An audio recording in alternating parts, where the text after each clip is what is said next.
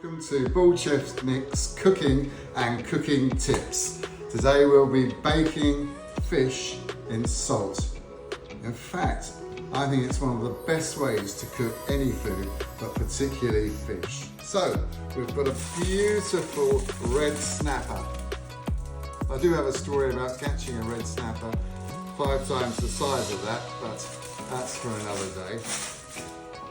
We've got parsley, which we're going to chop and mix into the salt. Now I use a sea salt, quite a coarse sea salt.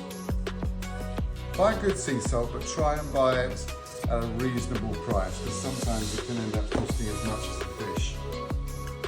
Egg whites. The egg whites get mixed into the salt along with the parsley, which then gets packed around the fish. But inside the fish, we're going to pop in some slices of lemon. We're also going to put in a few slices of limes. And I'm putting fresh basil into the center of the fish as well. Salt baking is not just for fish though. You can do vegetables, even a chicken. So experiment with this type of process.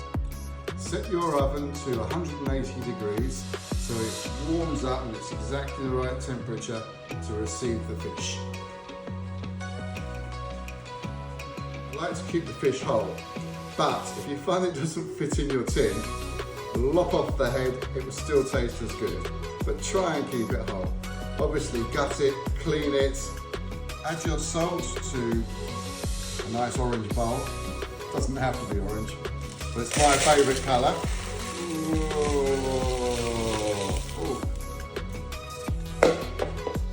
Parsley. Chop some of that parsley up, and it can be pretty coarse. Don't worry about that, it's only being mixed into the salt mixture. If you want it less coarse, just go back over it, chop it all up. Oh, perfect. And mix and squidge. Mix all your parsley together with the salt all the way through it, so that when you pack it round the fish, it's going to be nice and even.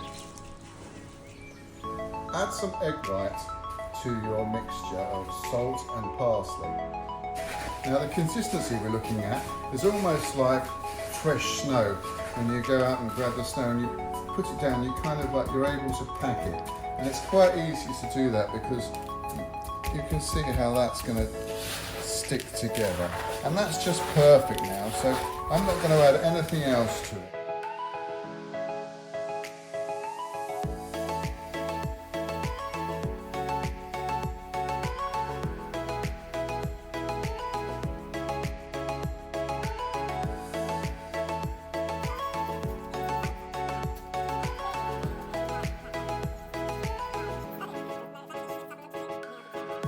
Take your fish, place it in the tin and hope that it fits.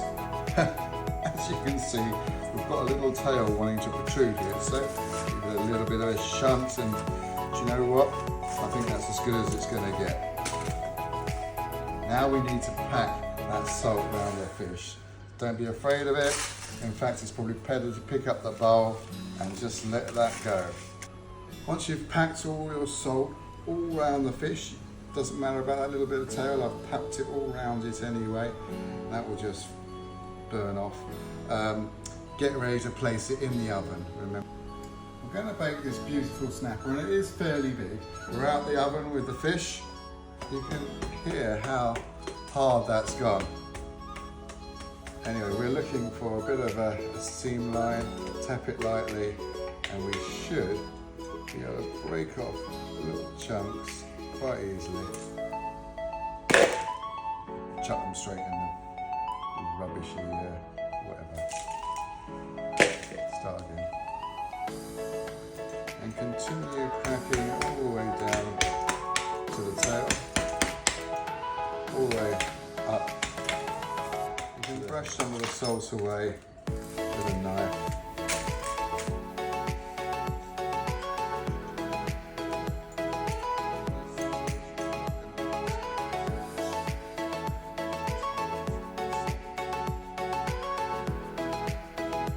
Once you've taken off the skin, of course the salt's gone, you just fillet it just as normal.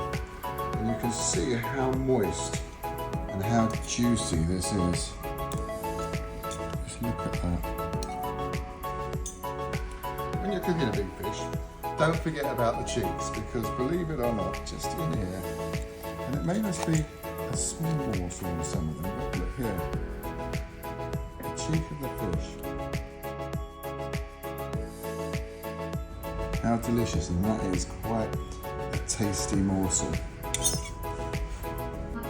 So here we have it, fully filleted, salt baked red snapper, and it's perfectly done, nice and moist, and we're about to enjoy it.